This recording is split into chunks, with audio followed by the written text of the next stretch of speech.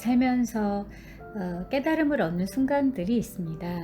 직접적인 경험을 통해서 얻을 수도 있고요. 책을 통해서 얻을 수도 있을 텐데요. 오늘은 책을 통해 저에게 깨달음을 주었던 내용을 함께 하려고 합니다.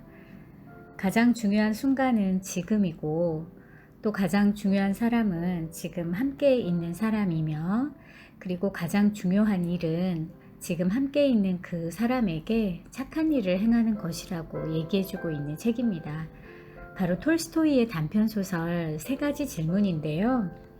이 책은 저에게 지금 함께하고 있는 사람, 그 사람이 가족이 될 수도 있고요. 친구나 동료가 될 수도 있겠죠. 지금 함께하고 있는 그 사람에게 의도적으로라도 집중해야겠다, 그런 생각을 하게 했고, 또 노력을 하게 했던 어떤 계기를 만들어 주었던 책입니다. 여러분은 지금 누구와 함께하고 계신가요? 함께 있는 그 사람에게 집중하고 계십니까? 제가 생각하는 집중이란 이런 것 같아요.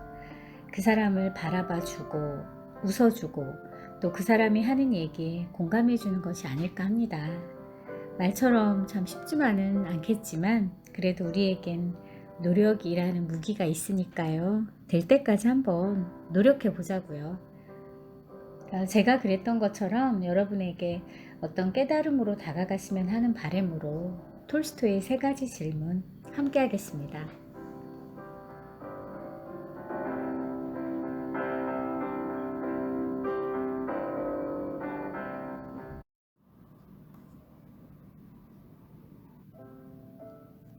어느 날 한 왕은 깊이 이런 생각을 했다. 만일 언제 무슨 일이 일어날지 알 수 있다면, 내가 필요한 사람이 누구인지, 그리고 어떤 사람과 무슨 일을 하지 않아야 하는지, 나에게 가장 중요한 일은 무엇인지 항상 알 수 있다면 얼마나 좋을까? 왕은 또다시 생각에 잠겼다. 이런 일들을 미리 알 수 있다면 무슨 일을 해도 실패하지 않을 텐데. 이렇게 생각한 왕은 무슨 일을 할 때 가장 좋은 때가 언제인지, 왕에게 가장 필요한 사람은 누구인지, 해야 할 가장 중요한 일은 무엇인지, 그 방법을 알려주는 자에게 큰 상을 내리겠다고 온 나라에 선포했다. 저명한 학자들은 왕을 찾아가서 세 가지 질문에 대한 여러 가지 대답을 전했다. 첫 번째 질문에 대해 한 학자가 이렇게 대답했다. 모든 일을 하는데 가장 좋은 때를 알려면 미리 계획을 세워서 일, 월, 년 단위로 시간표를 짜야 합니다. 그리고 나서 철저히 지켜야 하지요. 그렇게 해야만 모든 일을 일정에 맞게 제때 완성할 수 있습니다. 그러자 다른 학자가 말했다. 가장 좋은 때를 미리 결정하는 것은 사실상 불가능합니다. 시간표에 맞게 일이 일어나는 일도 거의 없지요. 그러니 왕께서는 쓸데없는 일에 마음을 쓰지 마세요. 세상이 어떻게 돌아가는지 항상 주의를 기울이시고, 그때그때 가장 필요한 일을 하시면 됩니다. 또 다른 학자들은 말했다. 왕께서 아무리 주변 상황의 변화에 주의를 기울여도 어떤 일을 언제 해야 하는지 적당한 때를 바르게 판단하는 것은 불가능합니다.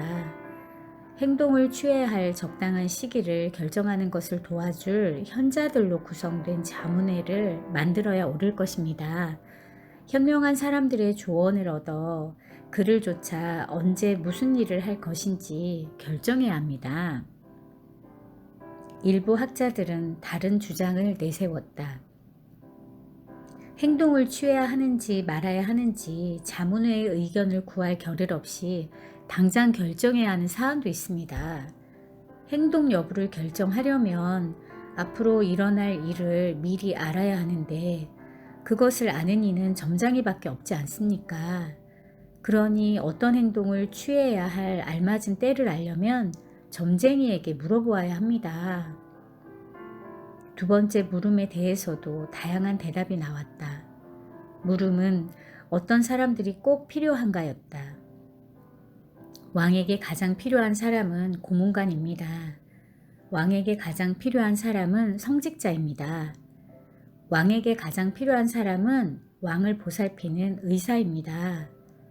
왕에게 가장 필요한 사람은 그 누구보다도 병사입니다. 왕에게 가장 필요한 사람은 누가 뭐래도 학자입니다. 이처럼 다양한 대답이 학자들의 입에서 나왔다. 가장 중요한 일은 무엇인가? 라는 왕의 세 번째 질문에 일부 학자들은 학문입니다. 라고 대답했다. 반면에 전쟁 기술의 개발입니다. 신에 대한 경배입니다. 라고 주장하는 학자들도 있었다. 또한 예술이라고 말하는 학자들도 있었고 정신을 바로잡는 것이라고 대답하는 학자들도 있었다. 매우 다양한 답변이 쏟아져 나왔지만 왕은 어느 말에도 동의하지 않았다. 그래서 물론 누구에게도 상을 내리지 않았다. 해답을 찾고 싶었던 왕은 지혜롭다고 널리 알려진 은사를 찾아가 물어보기로 했다. 숲에서 혼자 살고 있었던 의사는 그곳을 한 번도 떠난 적이 없었다. 그는 보통 사람, 즉 서민들만 만났다. 그래서 왕은 보통 서민들이 입는 소박한 옷을 걸치고 은사를 찾아갔다. 그리고 은사가 사는 오두막에 도착하기 전에 말에서 내려 호위대를 남겨둔 채 혼자서 걸어갔다. 왕이 은사 가까이에 다가갔을 때 그는 자신의 오두막 앞에서 밭고랑을 파고 있었다. 왕을 본 은사는 꾸벅 인사를 하고 계속 밭고랑을 파는 일에 열중했다. 비쩍 마른 체구의 은사는 가래로 땅을 찍어서 흙덩이를 파엎기를 반복했다. 은사는 흙덩이를 뒤집을 때마다 숨을 가쁘게 쉬었다. 왕은 은사에게 다가가 말했다. 현명하신 은사님, 저는 세 가지 물음에 대한 해답을 얻고자 이렇게 당신을 찾아왔습니다. 왕은 이어서 물었다. 어찌하면 알맞은 때에 가장 적당한 일을 하는 법을 제가 배울 수 있겠습니까? 또한 저에게 가장 필요한 사람, 말하자면 제가 더욱 주의를 기울여야 하는 사람은 누구입니까? 마지막으로 저에게는 어떤 일이 가장 중요합니까? 제가 가장 먼저 주목해서 해야 할 가장 중요한 일은 무엇이며 많은 일 중에서 어떤 일을 제일 먼저 해야 합니까? 잠자코 왕의 말을 듣고 있던 은사는 아무 대답도 하지 않았다. 그저 손바닥에 침을 뱉어 바르고는 또다시 밭고랑을 파기 시작했다. 은사님, 당신은 지치신 것 같습니다. 왕이 말했다. 가래를 저에게 주십시오. 제가 도와드리겠습니다. 은사는 왕에게 가래를 건네고 나서 땅바닥에 널브러지듯 앉았다. 고맙소이다. 왕은 밭고랑을 2군데 정도 파고 나서 하던 일을 멈추고 다시 은사에게 물었다. 은사님, 알맞은 때에 가장 적당한 일을 하는 법을 어떻게 하면 제가 배울 수 있을런지요. 또한 저에게 가장 필요한 사람, 제가 더욱 주의를 기울여야 하는 사람은 누구일까요? 대체 저에게는 어떤 일이 가장 중요합니까? 제가 가장 먼저 주목해서 해야 할 가장 중요한 일은 무엇입니까? 저는 많은 일 중에서 무슨 일을 제일 먼저 해야 합니까? 이번에도 은사는 아무 대답도 하지 않았다. 그저 자리에서 일어나 가래를 도로 쥐려고 손을 뻗으며 말했다. 이제는 당신이 좀 쉴 차례요. 내가 할 테니 가래를 이리 주시지요. 왕은 가래를 주지 않고 계속 밭고랑을 팠다. 1시간이 지났다. 그리고 또 1시간이 지났다. 숲 뒤쪽으로 뉘엿뉘엿 해가 지기 시작했다. 비웃고 왕은 가래를 땅에 꽂아놓고 말했다. 은사님, 저는 저의 질문에 대한 당신의 대답을 들으러 여기에 왔습니다. 그 질문에 대답할 수 없으시다면 그렇다고 말씀해 주십시오. 그러시다면 돌아가겠습니다. 그때 은사가 말했다. 저기 누군가가 달려오는군. 자, 누구인지 두고 봅시다. 왕이 뒤를 돌아보았다. 숲속을 가로질러 수염이 덥수룩한 털복숭이 남자가 달려오고 있었다. 그는 두 손으로 배를 움켜쥐고 있었는데 손을 타고 피가 뚝뚝 떨어졌다. 그는 왕 앞까지 와서는 들릴 듯 말 듯 작은 신음소리를 내며 기절하듯 쓰러졌다. 왕과 은사가 남자의 옷을 벗겨보았다. 그랬더니 그의 배에 심한 상처가 나 있는 것이었다. 왕은 매우 조심스럽게 남자의 배에 흐르는 피를 닦아내고 자신의 손수건과 은사의 수건을 이용해서 붕대를 만들어 그의 상처를 감았다. 그렇게 해도 피는 좀처럼 멈추지 않았다. 왕은 뜨뜻한 피에 흠뻑 젖은 붕대를 풀고 남자의 상처를 씻은 다음에 다시 감아주기를 몇 차례 반복했다. 마침내 피가 멎었다. 의식을 되찾은 남자는 은사와 왕을 향해 마실 것을 달라고 부탁했다. 왕은 깨끗한 물을 가져와 남자에게 주며 마시게 했다. 그 사이 해가 졌고 날이 제법 서늘해졌다. 왕은 은사에게 도와달라고 요청해 부상을 입은 남자를 오두막 안으로 운반해서 침상에 눕혔다. 남자는 눈을 감고 조용히 있었다. 한편 하루 종일 은사를 찾아오느라 걸었고 은사를 도와주느라 밭고랑을 팠던 왕은 매우 지쳐 있었다. 왕은 오두막 문 입구에 쪼그리고 앉았다. 그러다가 그대로 잠이 들었고 깊은 잠에 빠져서 밤새 한 번도 깨지 않고 곤히 잤다. 왕은 이튿날 아침에 자신이 어디에 있는지 그리고 침상에 누워 눈빛을 번쩍이며 자신을 뚫어져라 쳐다보는 낯선 남자가 과연 누구인지 알아차리기까지 꽤 오랜 시간이 걸렸다. 남자는 잠에서 깨 정신을 차리고 자신을 바라보는 왕이 자신을 물끄러미 바라보자 가녀린 목소리로 이렇게 말했다. 저를 용서해 주십시오. 나는 당신을 모르고 그러니 당신을 용서할 일은 아무것도 없소이다. 왕이 말했다.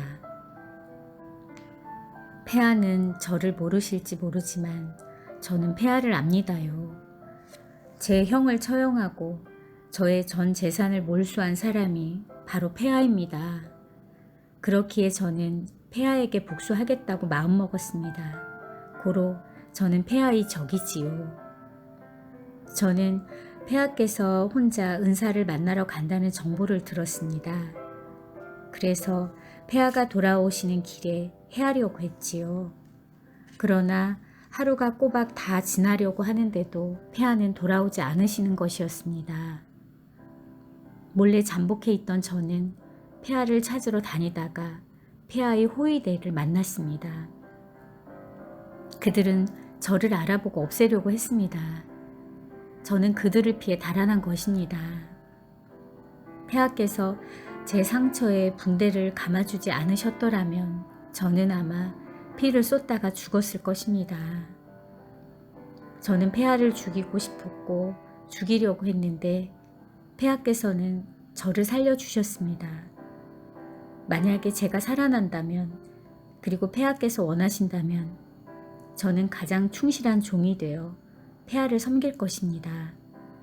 제 아들들에게도 그리하라고 명할 것입니다. 그러니 부디 저를 용서해 주십시오, 폐하. 왕은 이처럼 쉽게 적과 화해하고 더군다나 그 적을 자기 편으로 만들었다는 사실에 매우 흡족했다. 왕은 당연히 남자를 용서했다. 그리고 남자를 돌봐줄 하인과 의사를 곁에 붙여주고 그의 재산도 되돌려 주겠다고 약속했다. 왕은 상처 입은 그 남자와 작별 인사를 하고 오두막 밖으로 나와 은사를 찾느라 두리번거렸다. 그곳을 떠나기 전에 은사에게 3가지 질문에 대해 답해달라고 다시 한번 더 부탁할 참이었다. 은사는 바깥에서 전날 파놓은 밭고랑에 무릎을 기며 씨를 뿌리고 있었다. 왕은 은사에게 다가가서 말문을 열었다.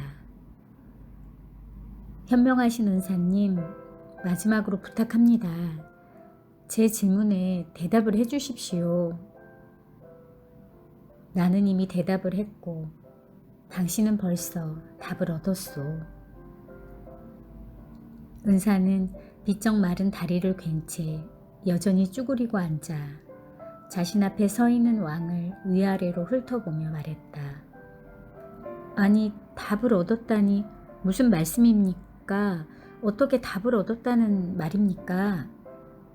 왕이 묻자 은사가 말했다. 어떻게 답을 얻었냐고 했소? 정말 모르겠소. 당신이 말이오. 어제 허약한 나를 가엾게 여겨 나 대신 밭고랑을 파지 않고 그냥 돌아갔다고 생각해 보시오. 피를 흘리며 우리에게 온 그 남자는 아마도 당신을 해쳤을 것이오.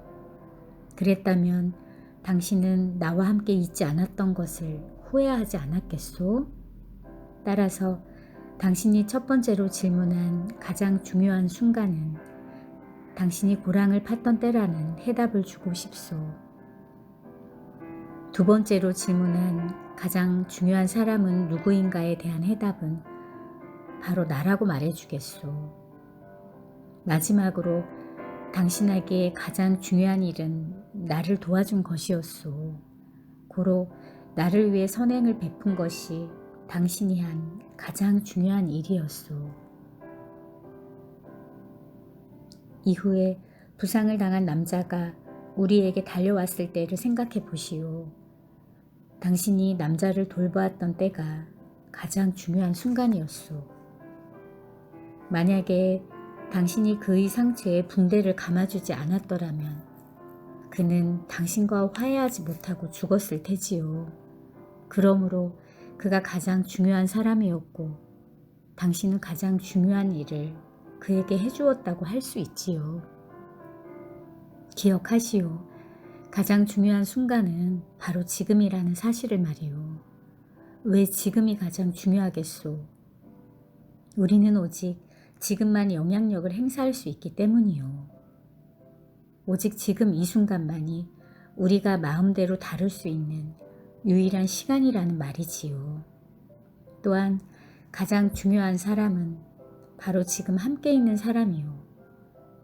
앞으로 그 어떤 상황에서 그 누구와 자신이 인간관계를 맺을지 모르므로 가장 중요한 사람은 지금 함께 있는 사람이요.